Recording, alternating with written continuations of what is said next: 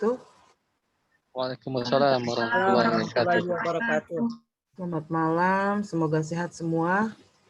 Kita masuk di kuliah menjelang Ramadan, minggu ke-5 ya. Saya udah menyimak beberapa tampilan dari yang pertama Pak Ilyas ya, yang kedua Siti Rahayu, yang ketiga Pak Naga. Secara keseluruhan para pengamat udah mulai banyak mengomentari, namun belum masuk lembar observasi. Ada beberapa teman-teman pengamat yang belum memasukkan lembar hasil pengamatan ke email atau ke portal. Nah, saya mengomentari dari apa yang saya simak antara Pak Ilyas itu ada namanya verbal graffiti. Betul tuh, Salman bilang. Di awal-awal memang kadang untuk mengatur emosi, ya, mengatur kata yang kita pilih, diksi, itu tuh di awal-awal agak-agak sulit tuh. Terutama di Pak Ilyas. Ya, Pak Ilyas ya. Saya menyimak dari tampilan Bapak itu, Bapak agak sulit memilih kata yang tepat untuk penjelasan gitu. Sehingga kelihatannya sulit banget mengajar. Lepas dari kita grogi, lepas dari kita merasa baru pernah gitu ya. Sebenarnya mengajar juga sama saja menyampaikan informasi. Betul, penyusunan atau mengorganisir materi itu memang harus panjang. Satu napas menjelaskan satu penjelasan, tidak putus-putus. Kalau Salman mengatakan terlalu banyak jeda, terlalu banyak pausingnya, sehingga urut-urutan penjelasan, urut-urutan mengorganisir penjelasan dari uraian-uraian itu nggak sambung menyambung. Nah, ini bisa dipelajari ya, sejalan dengan kita menguasai materi. Seorang pendiri Gontor mengatakan, at-thariqatu ahammu minal maddah, wal mudarris ahammu minat thariqah, wa ruhul mudarris ahammu min mudarris nafsuhu. Jadi, metode mengajar itu lebih penting daripada bahan ajar. Nggak berarti bahan ajar itu tidak penting. Nah, disinilah diminta para guru untuk mampu mengorganisir kata, menyusun kata, sehingga agak gampang gitu loh, dengan mudah dipahami oleh peserta didik. Apa sih Bu konsep tentang pergaulan bebas? Tuh Siti Rahayu ya. Apa saja sih macam-macam kitab Allah yang memang sudah diturunkan oleh Allah melalui para malaikat ke para rasulnya atau nabinya. Oleh karena itu butuh memang pengulangan tuh. Pengulangan namanya reinforcement. Beda dengan Panaga nih, Panaga udah biasa presentasi kan, udah biasa mengajar, jadi tenang gitu, sangat tenang. Jadi ada satu filosofi begini, mengajarlah dengan tenang, perut kenyang, pikiran senang.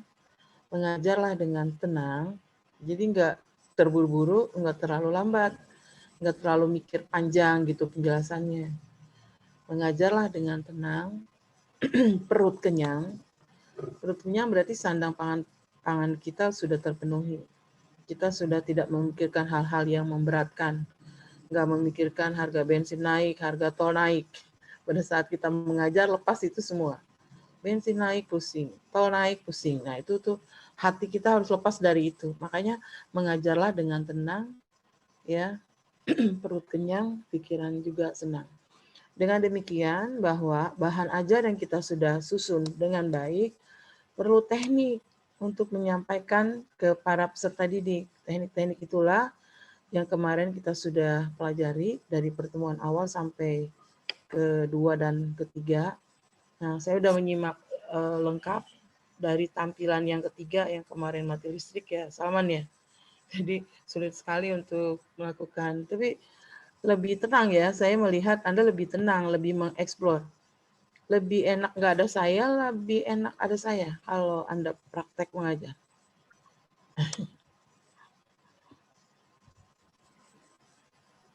Ya, dijawab. Jawaban berat, Bu. Lebih enak ada saya yang terus di on cam gitu, satu-satu menit demi menit. Pak Ilyas tuh kelamaan ya Pak, 45 menit Bapak, saya lihat durasinya.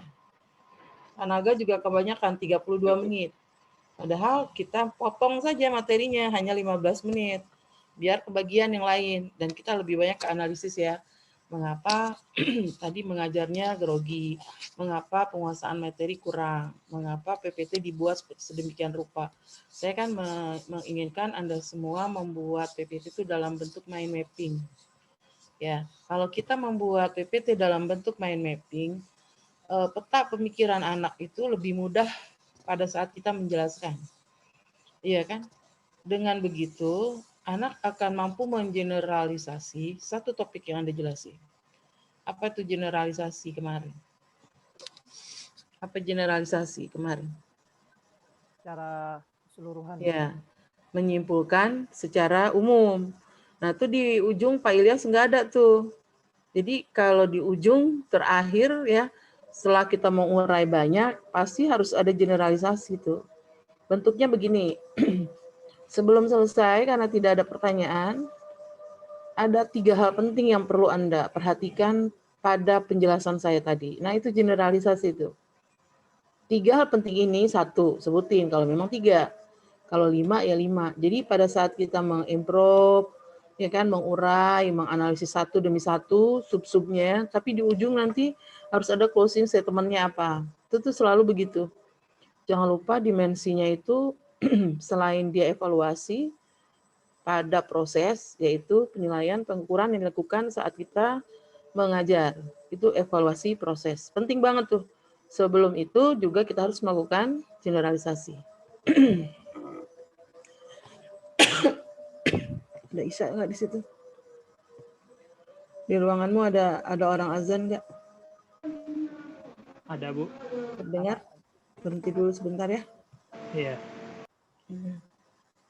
Siapkan pertanyaan dari tampilan Pak Ilyas, Rahayu, dan Pak Naga kemarin.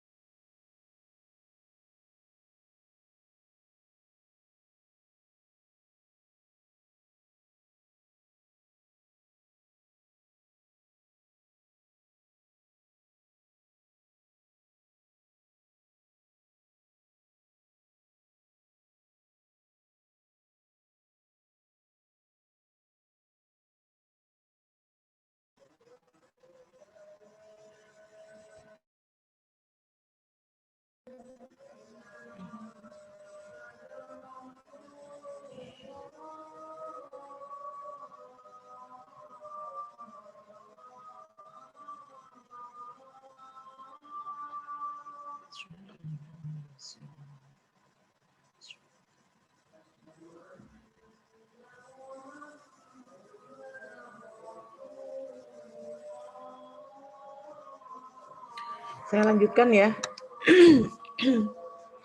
Ada satu ketentuan pada saat kita mengajar, sama pentingnya yaitu memadukan antara teori dengan praktek. Antara teori dengan praktek. Dan antara bahan ajar dengan metode. Pada saat kita mengajar sebenarnya kita sedang mempraktekkan teori. Harus sejalan dengan prakteknya, play-nya.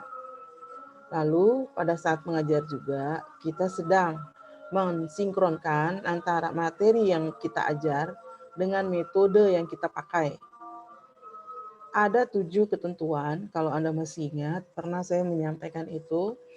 Ada 7 ketentuan, beberapa ketentuan dipilih atau tidaknya metode saat kita mengajar.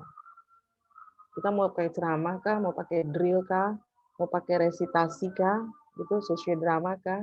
Ada 7 yang harus kita pertimbangkan. Yang pertama, lihat isi materinya. Isi materinya gimana? Tayamum, udah tahu kan tuh pasti isinya praktek. Ya udah pakai praktek aja, nggak usah dijelaskan. Nah, berangkat dari ini, kemarin tuh pada saat rekaman Anda menyinggung soal strategi belajar mengajar. Anda udah lalui ya semester 4 kalau nggak salah. Itu ada inquiry discovery learning, ada explanatory learning. Jika Anda menggunakan langsung praktek, maka disebut dengan inquiry discovery learning. Anak justru lebih senang loh kalau kita gunakan inquiry discovery learning. Ya. Karena banyak konsep saja, verbal saja, maka akhirnya menjadi verbalisme. Satu paham yang mengatakan bahwa orang peserta didik dalam hal ini mengerti hanya ungkapan kata, tapi begitu disuruh praktekkan nggak bisa. Nah, makanya ada penawaran dalam konteks strategi belajar mengajar itu, apakah kita menggunakan explanatory learning atau kita menggunakan inquiry discovery learning. Katakan kita udah memilih metode itu sesuai materi. Saya mau pakai inquiry discovery learning. Ya udah, nggak usah dieksplanatorikan, explain nggak usah.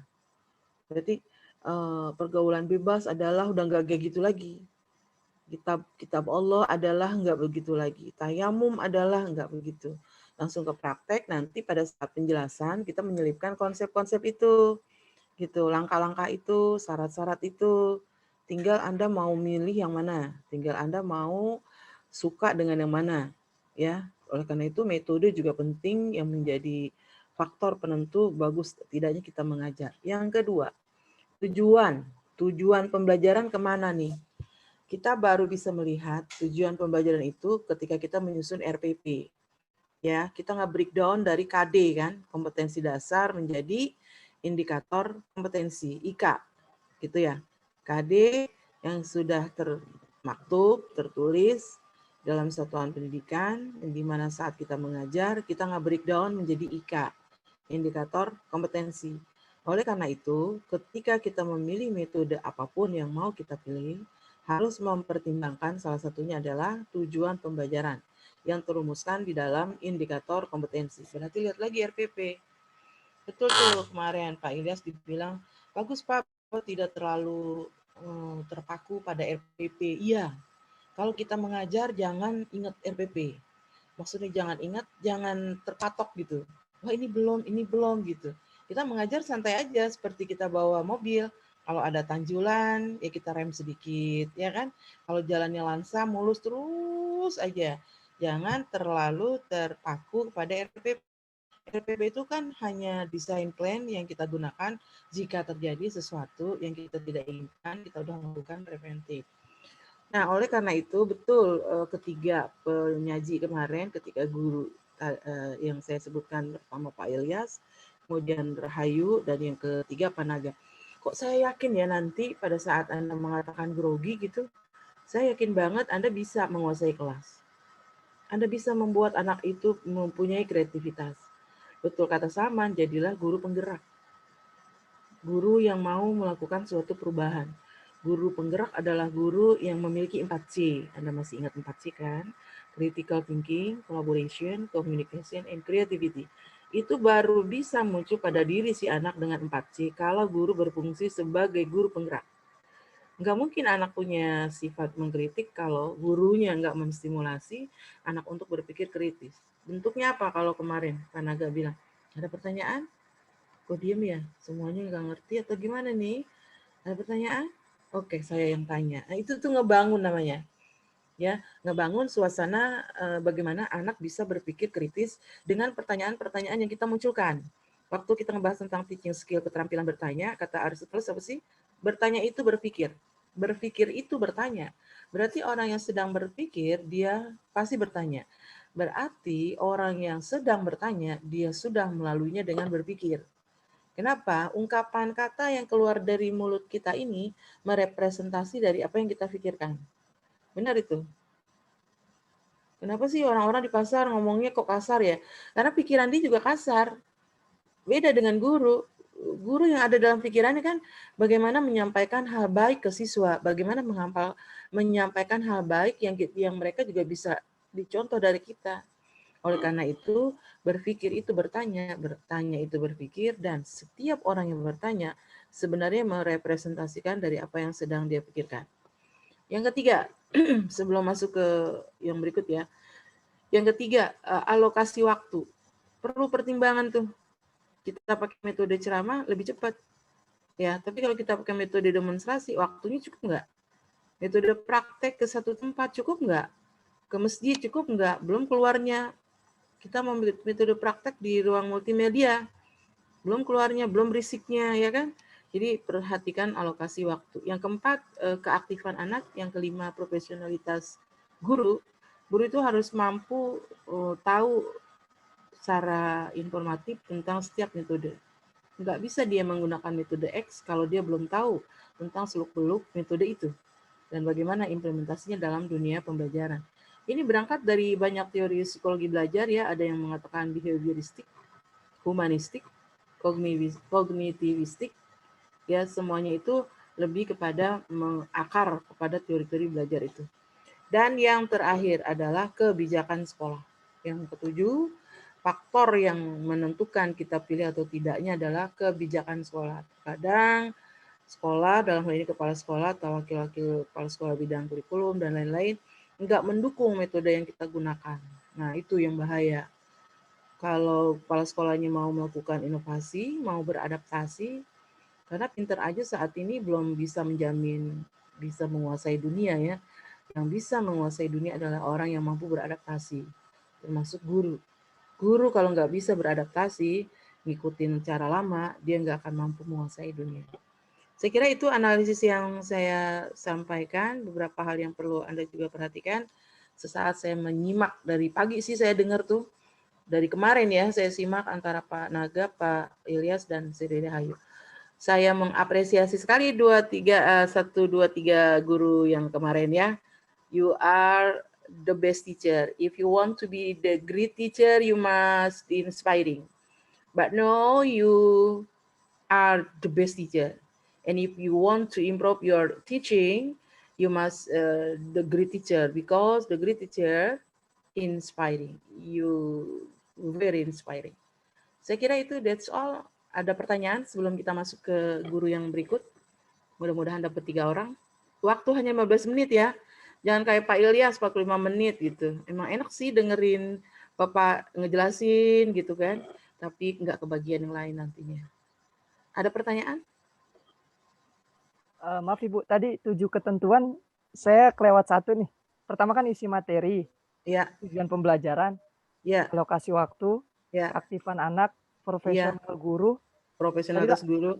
ya, kemudian langsung ke Kebijakan sekolah. Kebijakan sekolah. Ya. Tempat. Oh, Tempat belum kali. Tempat. Ya. Jadi kalau tempatnya sempit, jangan pakai metode praktek. Pakai aja ceramah. Tuh, misalnya mengkafani jenazah, tempat sempit, bawa keluar.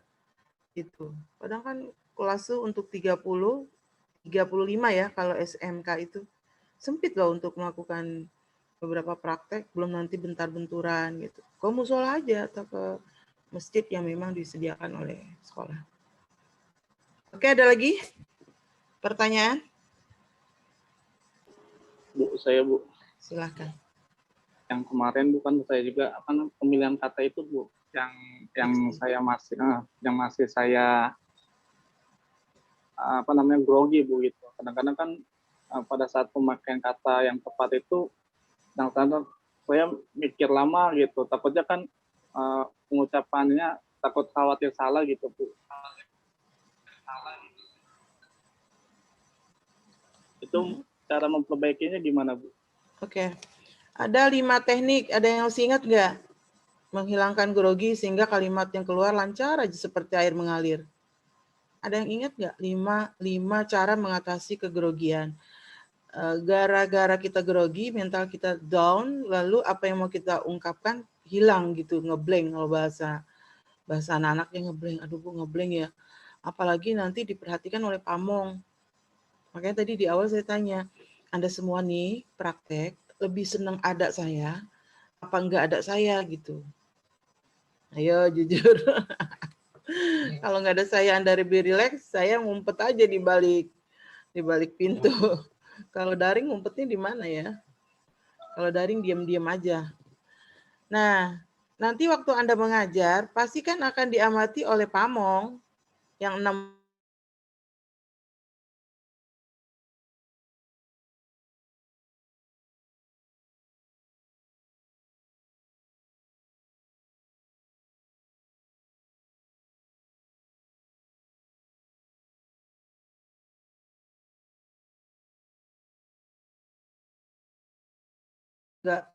nggak peduli gitu, nggak enak loh ngajar nggak dipedulikan. Apa bentuk nggak peduli anak-anak itu, nggak didengerin gitu. Kalau di daring nggak didengerin apa? Nggak on cam, ditanya nggak menyahut, nggak merespon gitu. Kalau on cam kan kita bisa lihat tuh, kita bisa video masing-masing. Mata ini, eye contact ini dipersepsi positif sebesar 36%. Jadi kalau Anda ngajar on cam, Anda udah dipersepsi positif, udah diberi penilaian pandangan oleh siswa kita sebesar 36%. Berarti Anda menguasai materi, nambah lagi tuh 47%. Ya kan? Anda menguasai kelas, nambah lagi 60%. Anda rileks dalam mengajarnya, nambah lagi 80%. Ini kalau kita menjadi guru yang hebat, yang menginspirasi banyak orang. Jadi ada trik supaya kita tidak kehilangan pada kata yang mau kita sebutkan. Yang pertama Anda napas panjang aja. Gitu. Pada saat daring nggak kelihatan memang. Atau Anda bisa minum. Tapi waktu luring ketahuan tuh. Ketahuan Anda napas panjang, berbalik. Anda berbalik badan ke whiteboard. Atau ambil sambil bergerak. Apa tadi yang pertama? Napas panjang. Bergerak. Yang ketiga senyum. Kenapa sih kita nervous? Ya karena awal, the beginning is difficult. Beginning is difficult. Sesuatu yang awal itu pasti sulit. Nah, nanti kan seiring dengan jam terbang. Bagi teman-teman yang udah mengajar, nah inilah bagi kita untuk share. Ya, bagi teman-teman yang udah mengajar, biasa mengajar tuh Pak Abdul Muiz, Pak Salman, Pak Naga. Di sini kita berbagi. Kamu pengalamannya apa sih Pak? Bu, pengalamannya apa sih kalau kita lagi nervous nih? Kan hilang semua kan. Untung ada alat bantu ya. Untung ada PPT. Gitu. Nah, PPT kan nggak semuanya diimprovisasi di dalam PPT. Makanya saya minta mind mapping. Untuk pemula, Anda bikin 2. Jadi, kalau kita daring nih di bawah laptop kita nih atau handphone kita, udah ada uraian. Jikalau lupa, bisa lihat. Gitu. Nah, kalau di daring, di layar, kita lupa, kita akan lihat ke bawah, kan nggak ketahuan. Nggak terlalu kelihatan. Tapi kalau luring, Anda mau nanya ke siapa tuh? Tiba-tiba lupa gitu. Inilah yang disebut dengan guru itu a lonely profession. Profesi yang sendirian. You are alone. Kamu di dalam kelas itu sendiri. Nggak ada yang bantu. Sekarang bisa ada yang bantu. Ya kan? Ada pengamat, ada yang mengkritik, lalu kemudian ada yang bantu share gitu. Besok nggak ada lagi tuh yang kayak gitu. Sendiri. Bikin RPP sendiri, Prota Promes bikin sendiri, Sendiri Pak Ibu, nggak ada yang bantuin.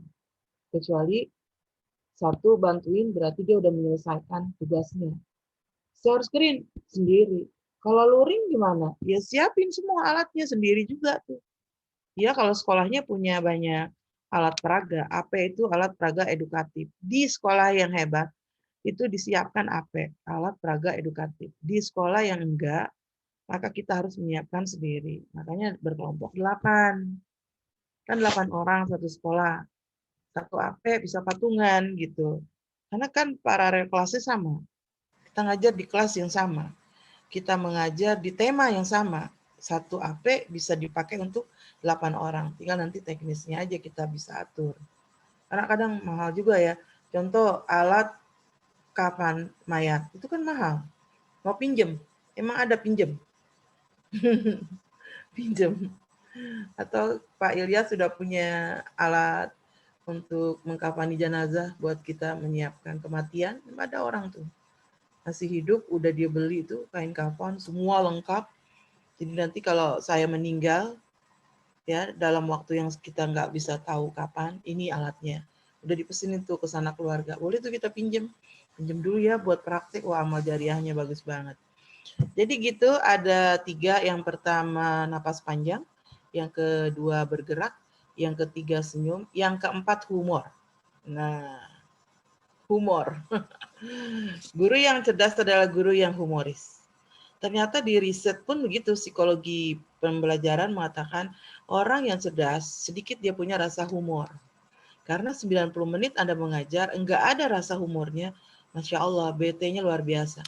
Bu, kalau enggak bisa gimana? Anda cari link, Anda cari gambar, ya gambar yang bikin orang ketawa gitu. Berarti nanti filenya ada RPP, ada PPT, ada bahan ajar, ada file-file yang berisi tentang ya yang lucu gitu. Saya nggak bisa humor Bu, itu kan sebenarnya insting aja atau bakat yang kalau berikan. Nggak semua orang punya sense of humoris gitu. Bisa dilatih saya bilang, bisa dilatih. Canda-candaan yang memang tidak terlalu mengganggu dan itu berarti ada unsur informasi edukatif. Saya kira itu Pak Ilyas, jangan khawatir teman-teman yang lain kalau kita punya triknya gimana supaya tidak grogi. Ini sangat bersinggungan dengan mata kuliah public speaking ya. Public speaking itu berbicara di depan umum. Anda mengajar kan Anda berbicara di depan umum. Lebih dari 3 orang tuh namanya public. Kalau 2 main catur ngobrol. Privat mengajarnya. Kita mengajar bukan privat. Tapi kita mengajar dalam bentuk publik, umum. Apa yang harus kita lakukan sekarang ini untuk bisa menguasai publik? Latihan. PD, tapi jangan terlalu pede. Kalau terlalu pede, akhirnya kita kurang persiapan. Pede aja, jangan terlalu pede. Percaya diri, self confident bahwa saya bisa, itu mendukung pada saat kita mengajar nanti, insya Allah. Gitu ya Pak, dan semuanya. Ada lagi?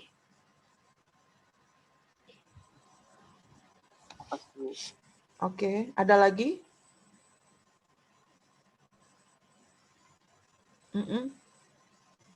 Pak Muiz ada pertanyaan? Kelihatan serius menyimak? Cukup jelas, Bang. Sangat jelas ya. Ya, oke. The beginning is difficult. Tapi saya salut kok yang 3 orang kemarin. Saya apresiasi sekali. Seperti itulah nanti mengajarnya. Ya. Silakan Saman, saya kembalikan ke host untuk mengatur 3 orang kita usahakan. Silakan, baik Ibu.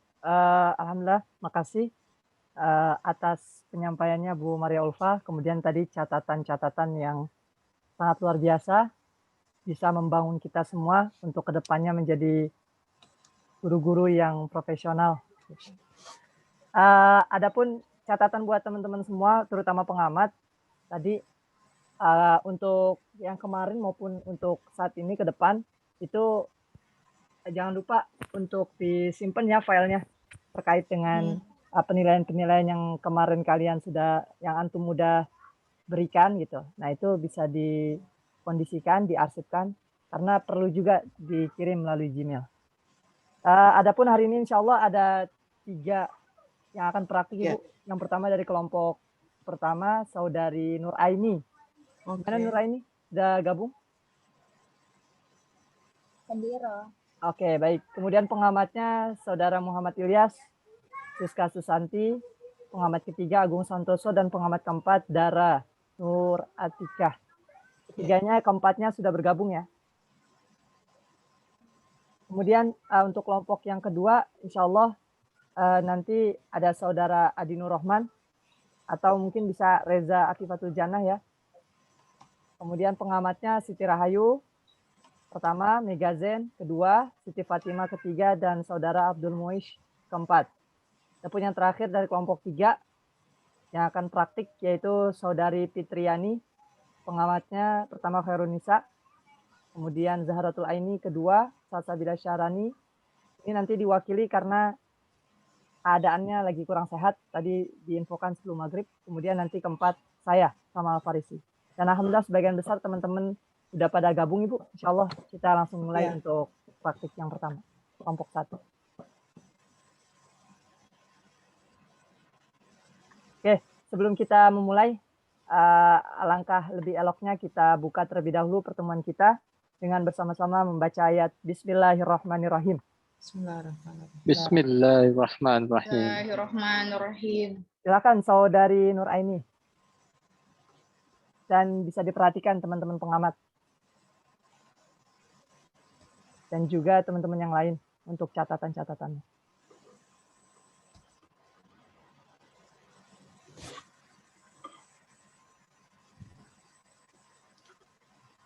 Bismillahirrahmanirrahim. Assalamualaikum warahmatullahi wabarakatuh. Waalaikumsalam warahmatullahi wabarakatuh. Waalaikumsalam warahmatullahi wabarakatuh.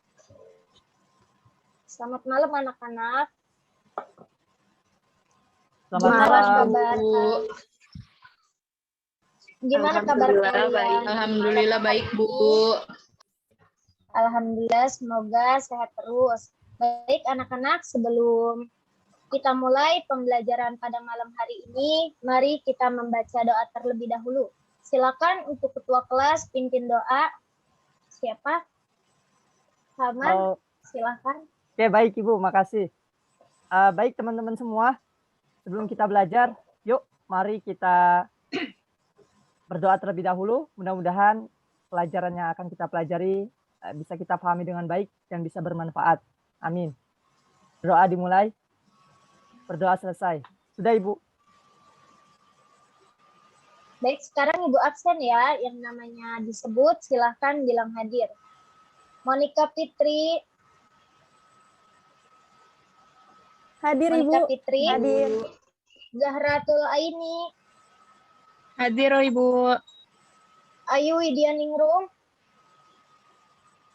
Hadir Ibu. Ayu Widianingrum. Ya. Alhamdulillah ya pada hadir semua.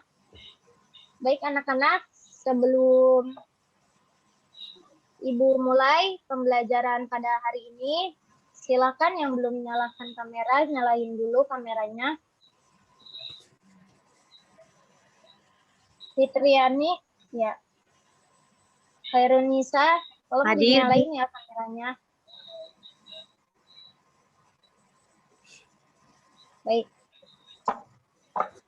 Pada pembelajaran hari ini, anak-anakku sekalian, kita akan membahas tentang mempertahankan kejujuran sebagai cermin kepribadian.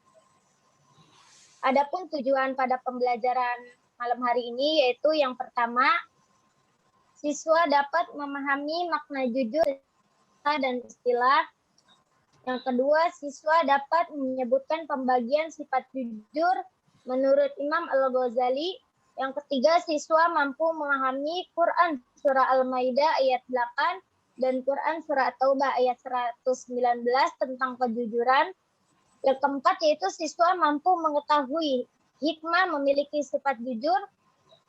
Yang keenam, siswa mampu menerapkan perilaku jujur dalam kehidupan sehari-hari.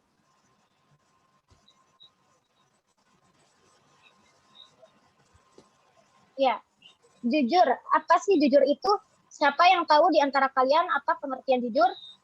Monika Fitri mungkin tahu pengertian jujur? Tidak berbohong Ibu. Iya, betul. Baik, tolong diperhatikan ya anak-anak, karena nanti di akhir akan Ibu tanya. Pengertian jujur menurut dalam bahasa Arab yaitu asidku atau sidik yang artinya berkata benar, nyata, dan fakta. Jadi apa yang kita ucapkan itu harus nyata, harus fakta, harus benar. Yang kedua, menurut istilah yaitu ada 3 makna. Yang pertama, kesesuaian antara ucapan dan perbuatan. Apa yang kita ucapkan itu harus sesuai dengan apa yang diperbuat, apa yang kita perbuat. Yang kedua yaitu kesesuaian antara informasi dan perbuatan. Apa yang kita informasikan, apa yang kita beritakan, apa yang kita kabari, itu harus sesuai dengan perbuatan. Yang ketiga yaitu sesuatu yang baik yang tidak dicampuri dengan kedustaan. Jadi semua yang baik itu yang tidak dicampuri dengan kebohongan. Mungkin anak-anak ada yang ingin ditanyakan apa yang Ibu jelaskan tadi. Kalau tidak ada, Ibu bisa lanjut. Baik, tidak ada ya. Sekarang Ibu lanjut. Pembagian sifat jujur. Imam Al-Ghazali membagi sifat jujur ini menjadi 3. Yang pertama yaitu jujur dalam niat atau berkehendak. Maksudnya saat kita melakukan sesuatu itu kita harus dari diri kita sendiri. Tidak ada dorongan dari orang lain. Seperti misalnya kita melaksanakan sholat. Kita memang niat melakukannya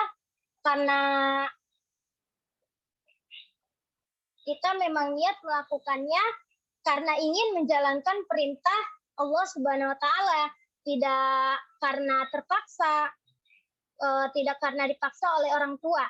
Yang kedua yaitu jujur dalam perkataan atau lisan. Setiap apa yang kita ucapkan, setiap apa yang kita bicarakan itu harus sesuai gitu. Yang ketiga yaitu jujur dalam perbuatan atau amaliyah. Maksudnya saat kita melakukan sesuatu, saat kita melakukan perbuatan itu harus sesuai. Misalnya kita disuruh ngasih uang amal sama ibu kita ke masjid. Nah, terus sampai di sana uangnya itu nggak berkurang. Itu termasuk jujur dalam perbuatan atau amaliyah. Terus ada lagi saat kita berdagang. Misalnya gula 1 kilo, itu timbangannya nggak dicurangin. Kadang ada yang timbangannya itu dicurangin. Oke? Mungkin ada yang ingin ditanyakan anak-anak dari sifat jujur ini. Kalau nggak ada, Ibu bisa lanjut ke pembahasan berikutnya. Tidak ada ya. Next, ayat Al-Quran tentang perintah berlaku jujur. Yaitu dalam Quran Surah Al-Maidah ayat 8. Yang berbunyi, A'udzubillahi minasyaitonirrajim. Bismillahirrahmanirrahim. Ya ayyuhalladzina amanu kunu qawwamina lillahi syuhada'a bil qist wa la yajrimannakum syana'anu qaumin ala alla ta'dilu i'dilu huwa aqrabu littaqwa wattaqullah innallaha khabirum bima ta'malun.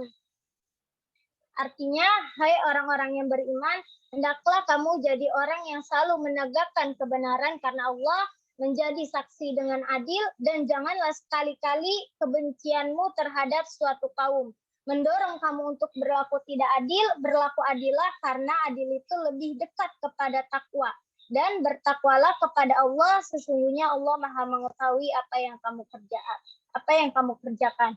Quran Surah Al-Maidah ayat 8.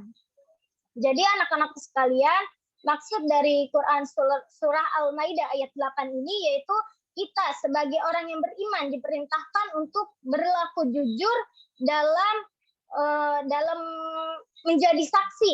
Saat kita menjadi saksi, kita itu harus berlaku jujur.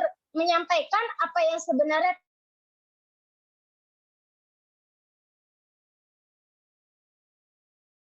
terjadi. Saat misalnya ini harus menyampaikan apa yang sebenarnya terjadi. Kalau si Fatimah ini mencuri ayam, ya udah sampaikan apa yang sebenarnya terjadi. Karena Allah Maha mengetahui apa yang kamu kerjakan. Next ya, ayat kedua, yaitu dalam Quran surah At-Taubah ayat 119 yang berbunyi Bismillahirrahmanirrahim. Ya ayyuhalladzina amanu taqullaha wa kunu ma'as shadiqin. Artinya, wahai orang yang beriman, bertakwalah kepada Allah dan bersamalah kamu dengan orang-orang yang benar. Anak-anakku sekalian, maksud daripada surah At-Taubah ayat 119 ini, kita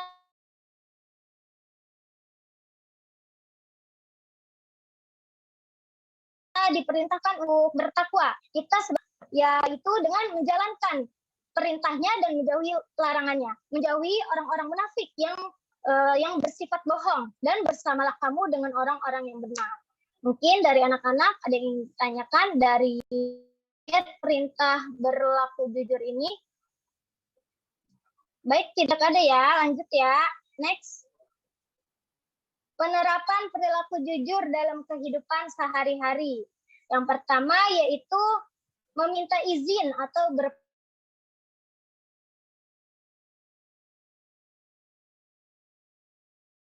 berpamitan kepada orang tua kepada kita semua agar kita memiliki sikap jujur. Kalau kita izin terus, berarti kita udah terbiasa nggak bohong sama orang tua kita. Yang kedua yaitu minta sesuatu di luar batas kemampuan orang tua. Yang ketiga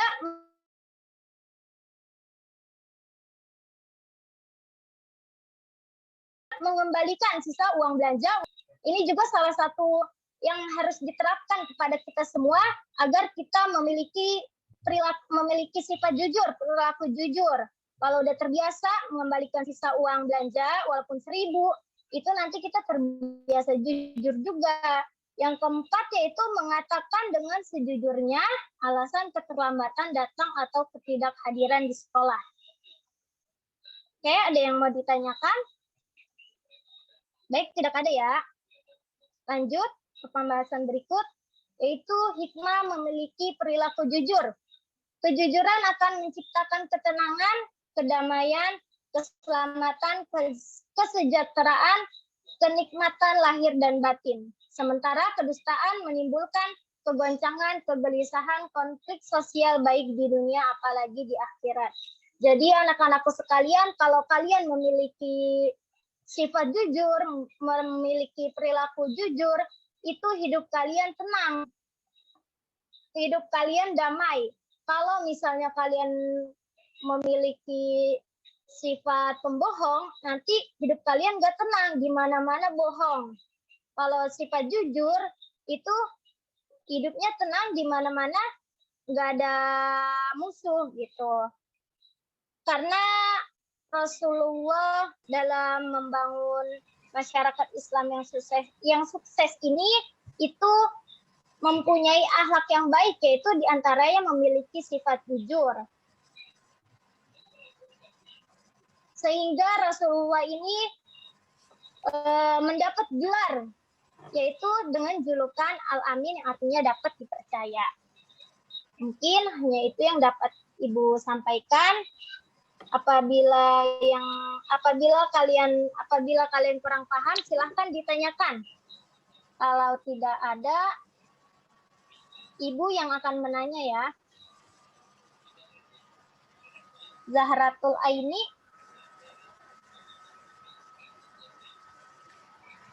Zahratul Aini ada? Ada, Bu. Ya, Ibu ingin nanya ya. Coba jelaskan pengertian jujur menurut istilah. Jujur menurut istilah itu pertama kesesuaian antara ucapan dan perbuatan, terus kesesuaian antara informasi dan perbuatan.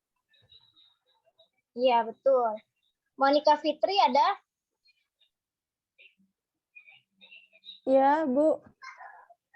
Iya, tadi ayat yang Ibu mau nanya ayat tentang perintah berlaku jujur surah apa?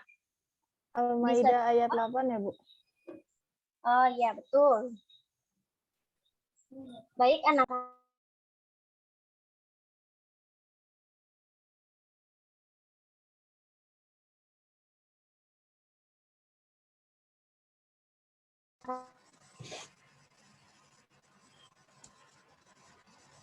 Itu di mute, Bu. Suaranya nggak ada. Hilang sinyal mungkin. Maaf ya. Oh. Baik, anak-anak. Ada yang perlu kalian harus ketahui, jujur yaitu harus berlaku, harus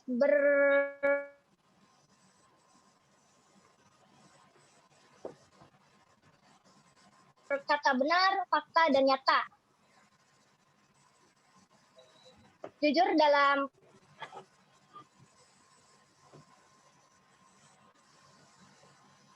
perkataan lisan, jujur dalam tahu amalia. Di antara hikmah jujur yaitu kita mampu memiliki hidup yang tenang, damai, dan tentram. Baik, sebelum Ibu tutup, ini ada soal, silahkan dicatat ya, nanti dikirim ke Google Classroom.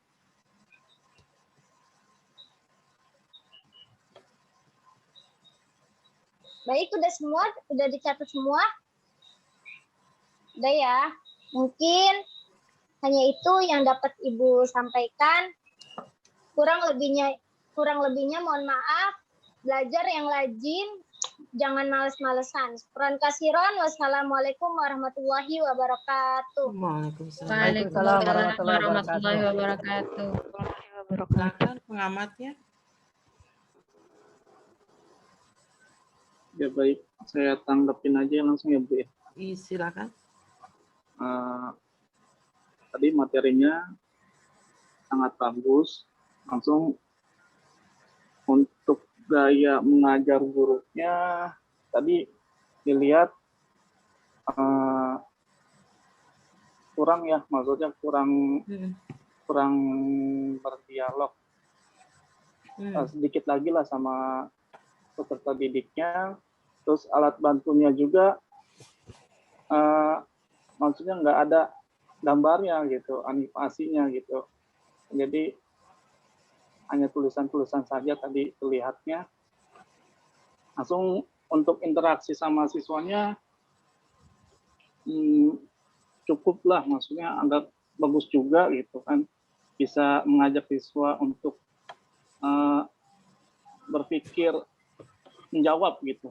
Dan tadi saya lihat langsung kehangatannya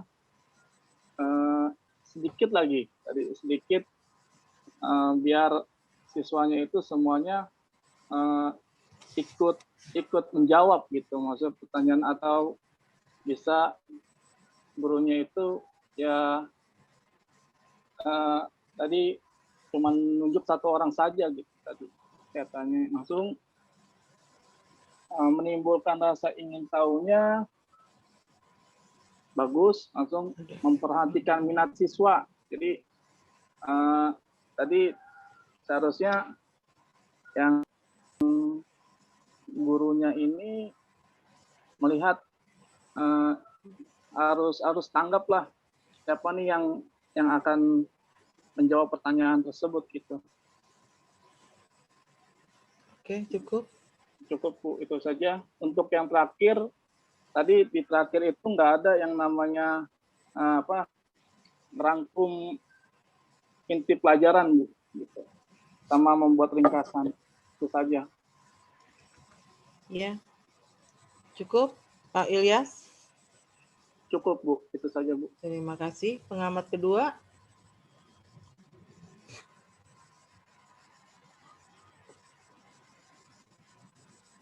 Siapa pengamat kedua untuk Nur Aini?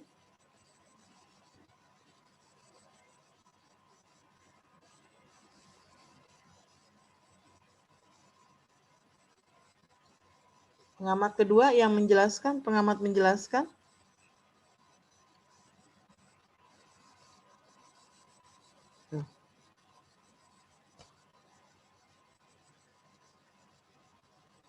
Salman? Oke, maaf tadi pengamat kedua sudah ya? Pengamat menjelaskan siapa? Pengamat kedua. Siska Susanti, Bu. Siska Susanti. Ada orangnya? Maaf, Ibu. Ini ada telepon. Tadi pengamat 1, 2 sudah ya? Pengamat ketiga? Pengamat Silakan. 2 dulu. Pengamat kedua belum. Pengamat 2, Siska. Siska ada di Zoom. Pulang. Siska, Hadir, Bu. silakan pengamat kedua menjelaskan. Ya, pengamat kedua ya, keterampilan menjelaskan. Silakan. Nur Aini ya? Iya. Betul. Untuk indikator-indikator pertanyaannya sudah saya buat di Excel sekaligus udah lewat WA ya. Jadi teman-teman bisa tinggal diperhatikan aja di situ. Di WA grup udah ada. Nanti kalau mau dikembangkan silakan masing-masing kelompoknya atau teman-teman individu. Untuk Nur Aini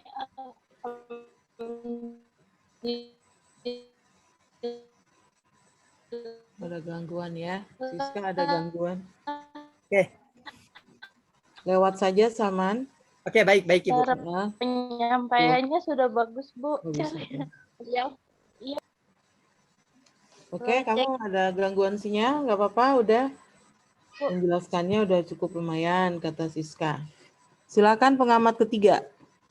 Silakan pengamat ketiga dari kelompok 1 bisa disampaikan. Ya, saya Bu. Silakan. Jadi cara menghidupkan kelasnya udah bagus ya. Dan guru juga sudah banyak banget mengajukan pertanyaan. Terus, nah di saat guru ini bertanya, kan pada akhirnya tuh nggak ada tuh yang bertanya. Nah gurunya juga udah menyiapkan pertanyaan untuk siswa-siswanya. Udah bagus ya Bu. Oke. Keempat. Pengamat keempat. Pengamat keempat Ada. dari Dara.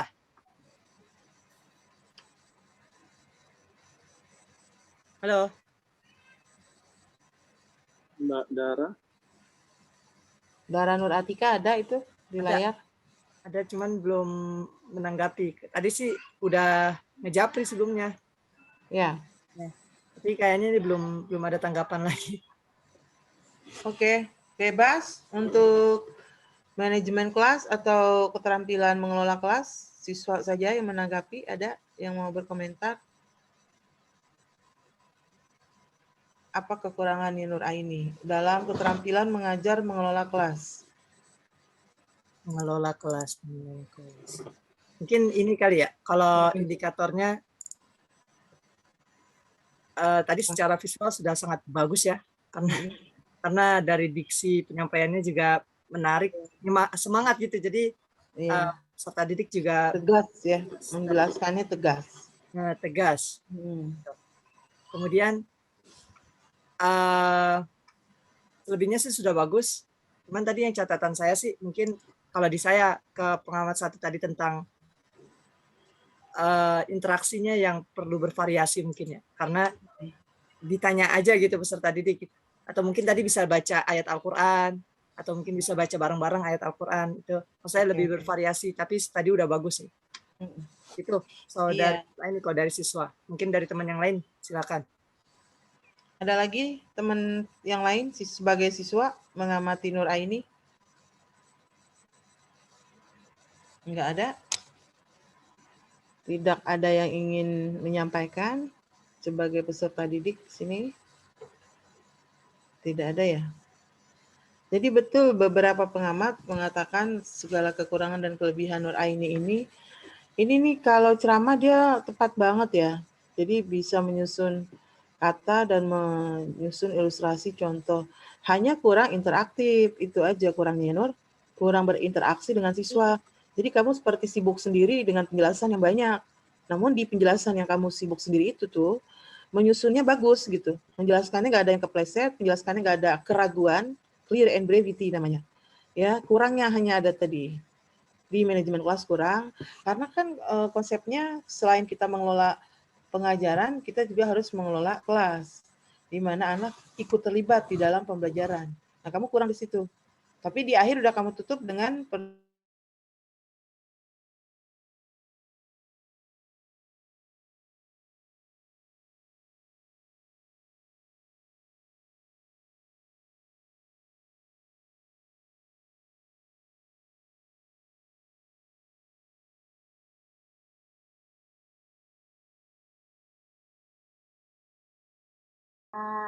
ada kekurangan karena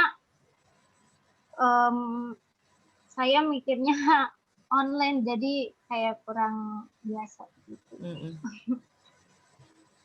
Oke, nanti dilatihkan itu ya. Oh iya. Nanti bisa dilatihkan kok. Kalau Iya, online berinteraksinya bagaimana gitu. Iya. Perhatikan gambar ini, Anda ganti share screen, kan bisa begitu. Ya kan? Iya. Perhatikan kisah ini di gambar itu. Kalau tadi Pak Ilyas bilang animasi di dalam background kurang.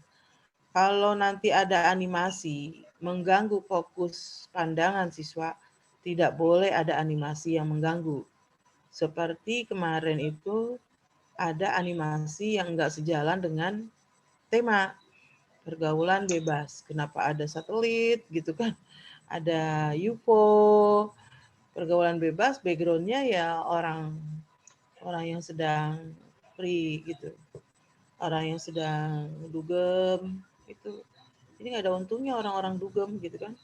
Apalagi muslim ya, ada ketentuan-ketentuannya. Banyak aktivitas lain selain dugem. Hal lain yang perlu saya sampaikan adalah Nur Aini juga buat teman-teman yang lain. Penggunaan kata yang tepat ketika kita menjelaskan itu hanya bertahan di 30 menit pertama. Setelah itu Anda bisa gunakan interaksi lain. Biasanya di 30 menit pertama kita menjelaskan, itu anak mana sih ini pertanyaannya gitu.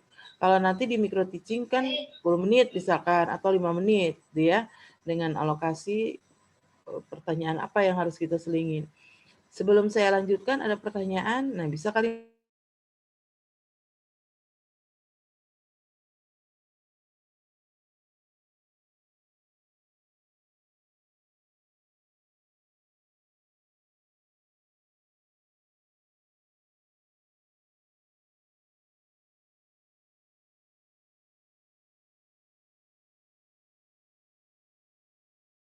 baik, saya lanjutkan penjelasan berikut yaitu tentang rukun apa misalnya. Ya, saya kira gitu Nur Aini, lebih bagus lagi ke depannya masukan-masukan yang diberikan dari pengamat dan saya juga bisa diperhatikan supaya memang kita sedang belajar semuanya di sini. Applause buat Nur Aini. Kamu tepuk tangan mendengar sekelilingnya ya. Ya Monica ya. Ada yang tepuk tangan sendirian gitu. Silakan yang kedua. Yang kedua siapa? Sudah siap? Kah?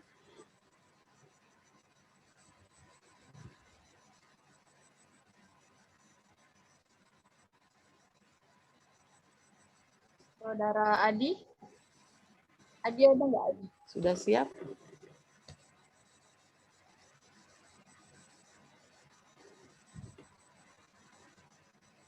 Tampilan yang kedua, Adi Nur Rahman. Saudara Adi, mungkin ke saudari Fitriani dulu Bu, maaf di kelompok silakan. Karena tadi catatan dari saudara. Saya izin Bu di akhir aja Bu. Silakan Fitriani ya. Ya Fitriani. Silakan. Mana Fitri? Fitrianinya belum on cam nih.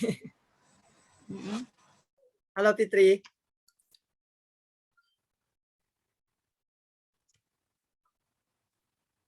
Mati-mati terus.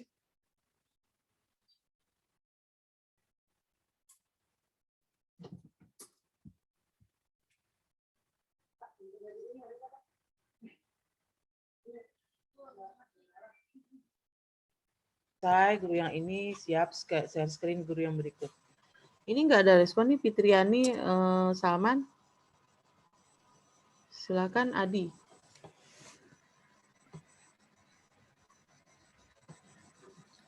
Silakan Di.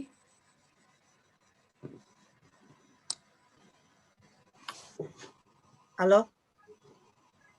Maaf, sinyal saya lagi bermasalah sinyalnya. Iya, nggak apa-apa. Coba, Bu, saya udah konfirmasi sama Reja, Bu. Bisa, Bu. Reja, kelompok saya juga, Bu. Oh, iya, silakan. Atur Ya, aja. coba, boleh saudara Reja, saudari Reja. Kalau belum siap semua, berarti cuma berapa tuh? Kalau untuk PPT sih sudah dikirim di grup nih. Udah pada, insya Allah udah pada siap. Cuman Reja, bisa nggak, Reja? Kalau nggak bisa, nggak apa-apa. Coba deh.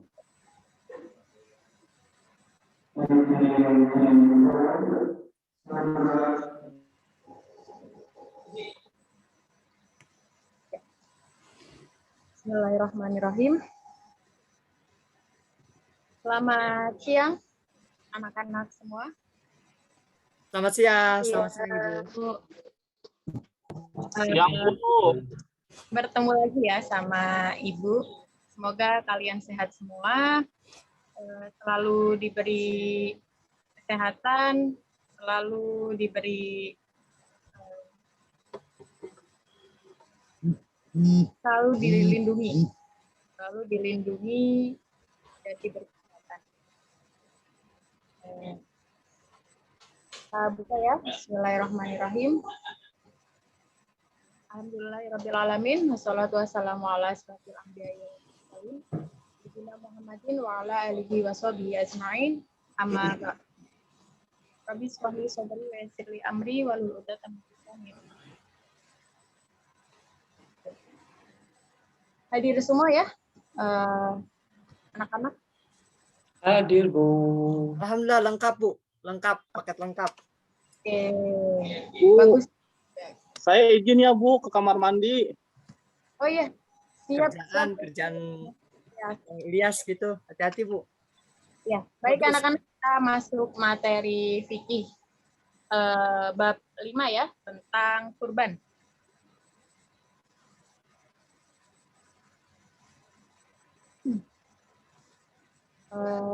Masuk materi yang pertama, pengertian kurban. Kurban secara bahasa berasal dari kata koroba yakrubu kurban, yang artinya mendekat. Istilah kurban juga sering disebut dengan udhiyah atau duha. Pada asalnya bermakna waktu duha. Ada juga yang memaknai udhiyah dengan permasalahan. Dengan demikian, kurban atau udhiyah adalah mempersembahkan sesuatu, yaitu hewan ternak seperti unta, sapi, kerbau, kambing, yang dimaksudkan untuk mendekatkan diri. Anak-anak, Ibu pengen tanya nih, semuanya udah sering dengar kisah Nabi Ibrahim ya? Agak-agak lupa, Bu. Boleh diceritakan lagi? Ya, baik. Ibu ceritakan sedikit ya mengenai kisah dari kurban ini. Nah, bahwasanya Nabi Ibrahim ini diperintahkan Allah untuk menyembelih anak bungsunya, yaitu Ismail. Kisah pengorbanan itu bermula ketika Nabi Ibrahim bermimpi melihat dirinya sendiri menyembelih anaknya, Ismail. Kemudian Nabi Ibrahim memahami bahwa mimpi itu adalah perintah dari Allah. Kemudian Nabi Ibrahim pun mendatangi Ismail, anak. Wahai anakku, sesungguhnya aku bermimpi bahwa aku menyembelihmu. Maka pikirkanlah bagaimana pendapatmu. Kemudian, apa jawaban Ismail, anak-anak? Ismail menjawab, wahai ayah, lakukanlah apa yang diperintahkan Allah kepadamu. Insya Allah, engkau mendapatiku termasuk orang yang sabar. Ketika pedang itu hampir tiba di leher Ismail, apa yang terjadi, anak-anak? Dalam hitungan sekian nanodetik, Ismail telah diangkat oleh Allah. Dan diletakkanlah kambing sebagai ganti, sekaligus sebagai tanda bahwa pengorbanan Nabi Ibrahim dan Nabi Ismail itu telah diterima oleh Allah. Itu anak-anak ya. Peristiwa pengorbanan Nabi Ibrahim dan putranya Ismail inilah kemudian yang menjadi asal mula ibadah kurban tiap hari raya Idul Adha. Kemudian selanjutnya yaitu dasar hukum. Dasar hukum syariat kurban antara lain adalah dalam Quran surat Al-Kautsar ayat 1 sampai 2. Teman-teman pada hafal semua ya surat Al-Kautsar? Iya, Ibu. Ya. Coba ada yang mau baca? Bantu Ibu membaca surat Al-Kautsar.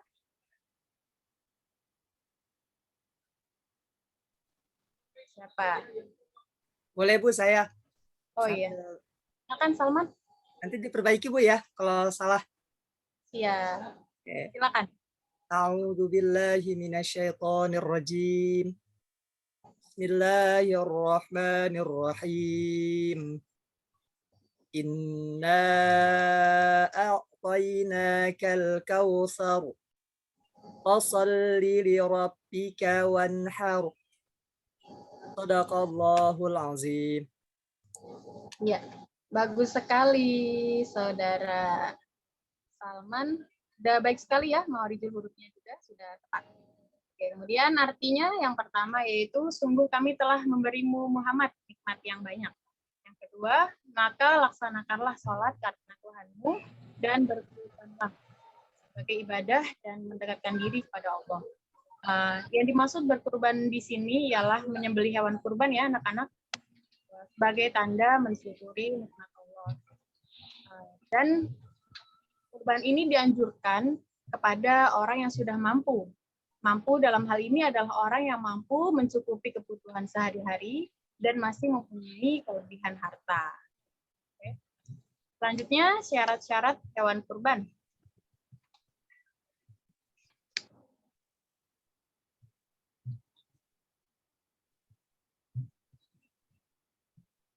Bisa dilanjut, ayo slide-nya.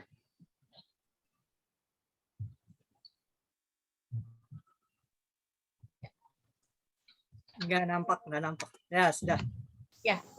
Selanjutnya yaitu syarat-syarat hewan kurban. Yang pertama, hewan yang akan dikurbankan hendaknya dipilih hewan yang baik. Yang kedua, dalam berkurban Nabi Muhammad SAW memilih hewan yang besar, gemuk, dan bertanduk. Yang ketiga, tidak terdapat cacat antara lain seperti buta, sakit, pincang, atau kurus kering, tidak berdaging. Kemudian yang terakhir yaitu hewan yang disembelih telah berumur 5 tahun untuk unta, 2 tahun untuk sapi, dan 1 tahun untuk kambing. Jelas ya anak-anak? Sampai sini ada yang ingin ditanyakan? Jelas, Ibu. Jelas. Oke, lanjut ya. Slide berikutnya. Kemudian kita masuk ke ketentuan dalam kurban. Beberapa ketentuan yang menyangkut ibadah antara lain adalah sebagai berikut. Yang pertama, jumlah hewan kurban untuk 1 kambing adalah untuk 1 keluarga.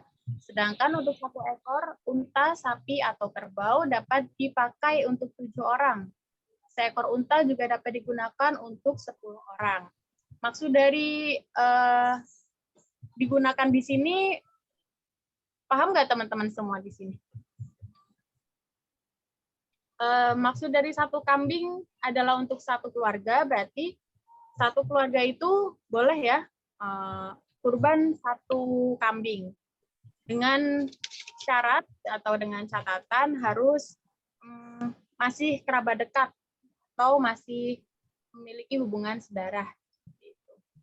Kemudian yang kedua yaitu tempat penyembelihan kurban hendaknya dilakukan di lapangan tempat berlangsungnya sholat Idul Adha. Tapi gimana kalau tempat itu nggak memadai? Boleh dilakukan di tempat lain. Begitu ya anak-anak. Kemudian yang ketiga, waktu penyembelihan hewan kurban adalah Idul Adha pada tanggal 10 Zulhijjah dan hari Tasyrik tanggal 11, 12, dan 13 Zulhijjah. Kemudian yang terakhir, orang yang berhak menyembelih hewan kurban adalah orang yang berkurban atau shahibul kurban. Shahibul kurban tidak diperkenankan memotong kuku dan rambut sejak awal bulan Zulhijjah sampai hewan kurban disembelih. Begitu anak-anak, ada yang ingin ditanyakan sampai sini? Bu, saya mau bertanya, Bu. Iya, baik. Bu, itu hewan kurbannya unta, sapi, dan kerbau. Selain itu boleh nggak, Bu? Selain hewan ini, Iya.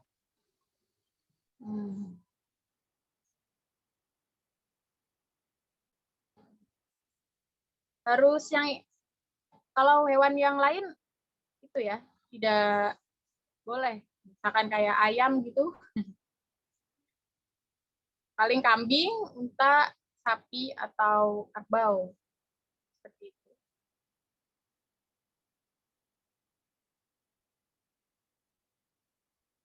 Seperti itu ya, Muhammad Ilyas.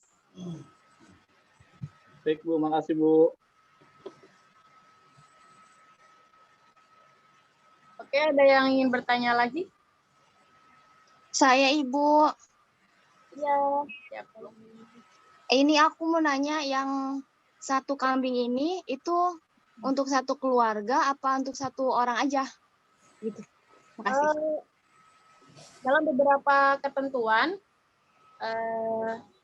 satu kambing ini boleh untuk dikurbankan satu keluarga, itu boleh dengan syarat seperti tadi yang Ibu bilang, bahwa syarat itu harus keluarga dekat ya, maksudnya satu saudara gitu. Terus intinya kerabat dekat keluarga, seperti itu sih. Boleh, intinya boleh. Maaf Ibu, saya mau menyanggah. Tadi maksudnya itu keluarga dekat ini kurban sapi atau kambing ya? Ini kurban kambing. Oh, Kak. Apa? Maaf. Kambing. Oh, kambing. Ya. Ya. Terima kasih. Ya. Kan kalau atau saya yang salah gitu. Ya, karena yang saya tahu itu satu kambing buat satu orang gitu. Kalau satu keluarga biasanya kan sapi gitu. Itu kalau nggak salah. Tapi ya. Memang benar, tapi ada beberapa pendapat. Bentar.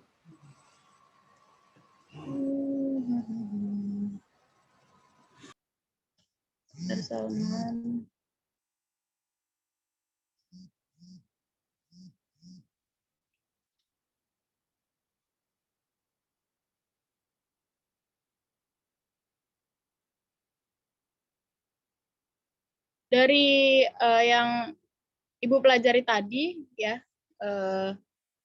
bahwa berkurban hanya satu ekor kambing untuk mewakili satu keluarga tentunya memang diperbolehkan. Namun beberapa ulama memberikan batasan tertentu. Beberapa ulama menetapkan 3 syarat yang memperbolehkan kurban untuk keluarga. Yang pertama yaitu tinggal bersama, yang kedua memiliki hubungan kekerabatan, dan yang ketiga memiliki satu keluarga serta pemberi nafkah yang sama. Seperti itu, Saudara Salman. Ya, makasih Bu, makasih. Sama-sama.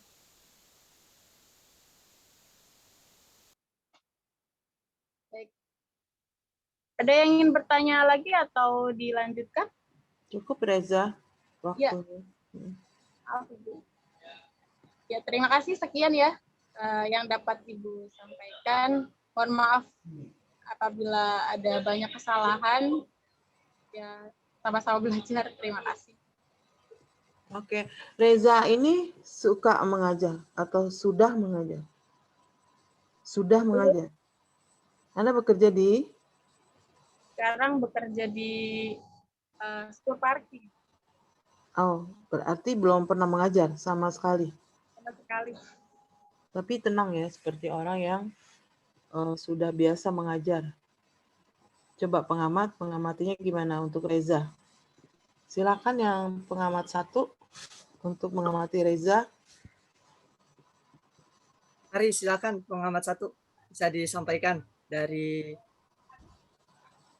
Saya pengamat 1. Ya. Untuk gaya mengajar sudah bagus karena peserta didik mampu memahami apa yang disampaikan oleh guru. mampu memahami apa yang disampaikan oleh Eza. Alat bantu PPT juga sangat menarik karena sesuai dengan topik dan memang enak untuk dipandang, bagus, interaksi yang bervariasi. Eza juga banyak berinteraksi dengan peserta didiknya untuk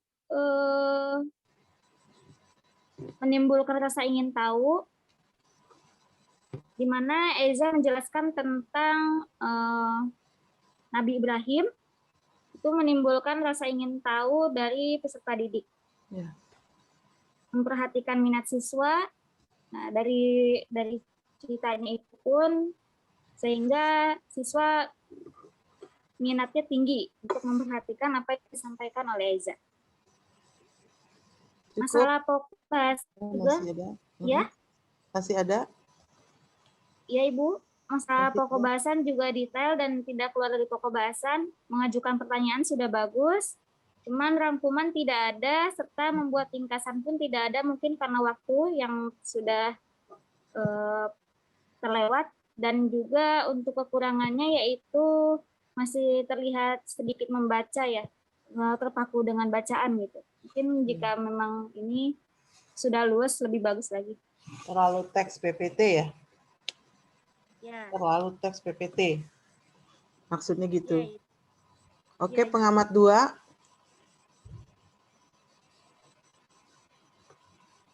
Silakan Saudari Mega Zen, selaku pengamat 2.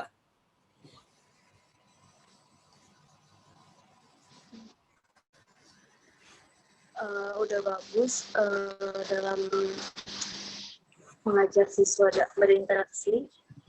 Terus untuk PPT-nya juga udah bagus. Mungkin itu ada presentasi. Menyimak nggak tadi Anda? Nyimak, Bu. Apalagi yang Anda ingat? Mengajak siswa dalam berinteraksi sudah bagus. Terus dalam berkomunikasi menjelaskannya juga sudah jelas banget. Terus tidak terburu-buru dalam menjelaskan. Mungkin dalam menjelaskan biar nggak terlalu fokus PT, bisa pakai ya. Ini lebih asal gitu aja.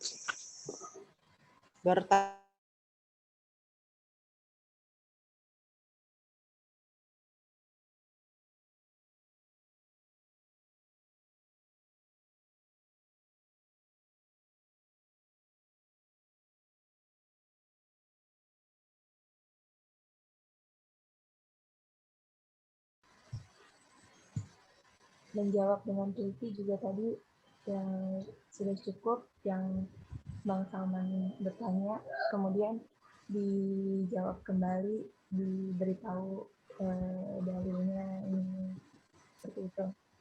Sama tadi sama sih kayak Ibu, menurut aku Kak Eza bagus karena ekspresinya itu nggak kelihatan kayak orang grogi banget gitu, kayak tenang udah ya. pernah Tenang, mengajar. bisa tuh tenang. Iya benar, kayak tenang. Oke. Yang berikut, pengamat berikut. Silakan pengamat keempat. Siapa? Siapa pengamat keempat? Saudara Abdul Muiz, Bu. Oke, silakan Abdul Muiz. Di-unmute dulu. Bisa di-unmute dulu. Muiz. Aktifkan audionya. Ya. Ya, tampilannya udah bagus ya, Bu ya. Kadang-kadang saya juga ngiri sama teman-teman kok bisa sedih itu kadang-kadang. Saya kan tampilannya orangnya saya kan agak kaku kadang-kadang. Ya saya ketawa lihat temen bukan ketawa apa ya. Saya kepingin kayak gitu kok nggak bisa lihat karena gitu saya. Kok enak, kok nyaman gitu loh. Kok bisa dalam rangkai kata itu enak, nyaman didengarkan. Saya suka melihat teman-teman gitu. Jadi ya apa ya? Saya melihat dari sisi ya bagus lah, cuma yang saya lihat ya pasti ada kekurangannya. Kalau kekurangannya itu kayak interaksi sama apa? Kalau daring ini ya, itu aja yang kurang sih sebetulnya. Lainnya bagus. Saran Bapak interaksi saat daring gimana? Ya minimal ya ada eye contact lah, apa gimana, ada gerakan yang seakan-akan kita itu apa ya?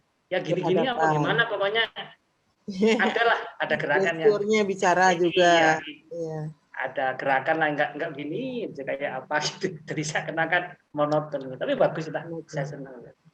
Iya, memang Reza itu menyusun kata bagus. Saya mendalami beliau ini kalau presentasi selama kuliah, itu modal loh itu. Modal menyusun kata, mengorganisir kalimat menjadi satu kesatuan yang utuh dan orang lain mendengarnya enak. Kalau Pak Muiz sebagai pengamat, kok bisa ya gitu.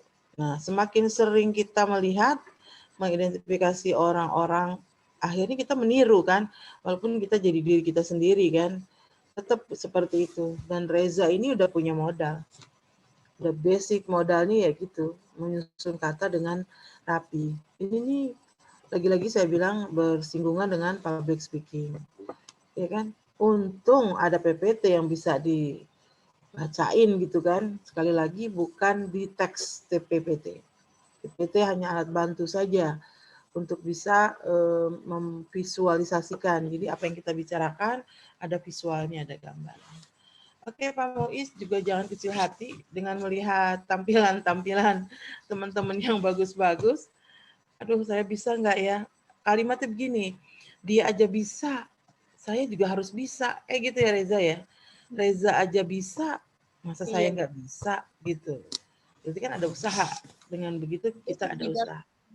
Oke, terima kasih Pak Muiz, juga teman-teman yang lain yang sudah mengamati. Sebagai peserta didik gimana? Ada masukan? Komentar untuk Reza? Cukup? Cukup, Bu. Cukup. Oke, kita lanjut ke yang berikut. Masih adakah? Saudari Fitriani sudah sampai lokasi kah?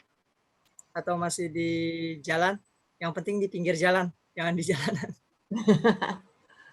Udah chat di room chat teman, katanya menuju pulang di jalan, mungkin nggak siap.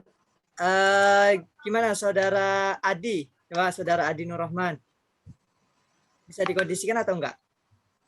Kalau enggak berarti nanti kita lanjut setelah Lebaran, Bu ya?